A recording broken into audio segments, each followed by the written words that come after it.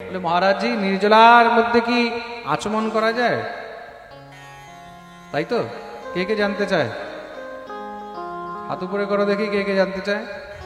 আচ্ছা, অনেকে পুজোর মধ্যে আচমন করে, তখন এটাও মাথায় চিন্তা থাকে যে নির্জলার মধ্যে কি আচমন করা যায়। তাহলে জেনে রাখুন, নির্জলার মধ্যে স্নান এবং আচমন এই দুটিকে বাদ দেওয়া হয়েছে। এই দুটির মধ্যে কোনো দোষ হয় না। স্নান করলেও মুখে জল যাবে, আপনি যদি স্নান করেন মুখে জল যাবেই যাবে।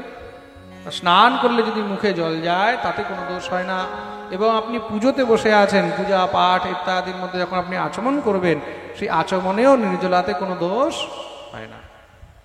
আর আচমন করতে গেলে কতটা জল পান করা উচিত? এই যে দেখুন আচমন পাত্র রয়েছে, আমরা জল নিচ্ছি হাতের মধ্যে। এখন আচমনের জল এতটুকু হওয়া উচিত, আমরা নিয়ে যাচ্ছি এরকম নয়। আচমনের জল এতটুকু হওয়া উচিত, তার মধ্যে যেন একটা মাসকলাই যে হয় না, একটা মাসকলাই যেন, এটার মধ্যে গোটা মাসকলাই যেন ডুবে যায়। খুব মন দিয়ে শুনবে কিন্তু। হ্যাঁ, ব্রহ্মাণ্ড পুরাণে তার বিধি বর্ণন রয়েছে, আচার সংহিতার মধ্যে বর্ণন রয়েছে আচমনের জল কতটা হওয়া উচিত।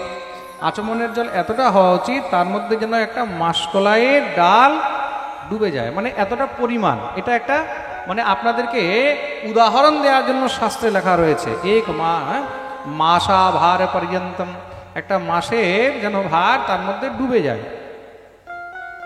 মাসা বলতে যেটাকে আমরা মাসকলাই বলি বা কালো কলাই বলা হয়, প্রেম সে বলো, অতটুক জল হাতের মধ্যে নেবে, সেই জলটা দিয়ে আচমন করা উচিত। আর আচমন কয়বার করতে হয়? হ্যাঁ, 3 বার। অনেকে কি করে দেখুন আচমনের বিধি কি, অনেকে কি করে হাতের মধ্যে জল নিল, নিয়ে 3 বার ওম মাধবায় নমঃ কেশবায় নমঃ নারায়ণ নমঃ। এইটা কিন্তু উচিত নয়, এই আচমনের কোনো ফল নেই। অনেকে কি করে কি না, সত্যি করে বলবে, অনেকে এরকম করে আচমন করে, এই আচমনেরও কোনো বিধান নেই।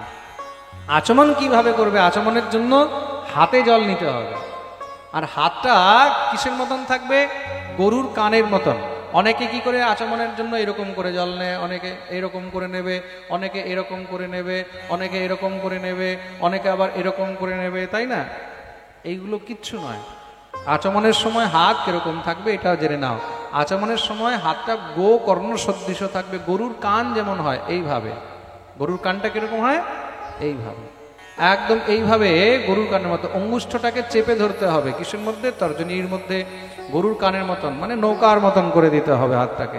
তার মধ্যে তুমি জল নিলে, একবার জল নিলে, একবার আচমন করলে মাধবায় নমঃ, আরেকবার জল নিলে কেশবায় নমঃ, আরেকবার জল নিলে নারায়ণায় নমঃ। তারপরে হাত ধুবে, হস্তৌ প্রক্ষাল্য ঋষিকেশায় নমঃ, গোবিন্দায় নমঃ। এটা হলো আচমনের বিধি। প্রেম সে বলো। বুঝে গেলে তো আচমন কিভাবে করা উচিত। তো মহারাজ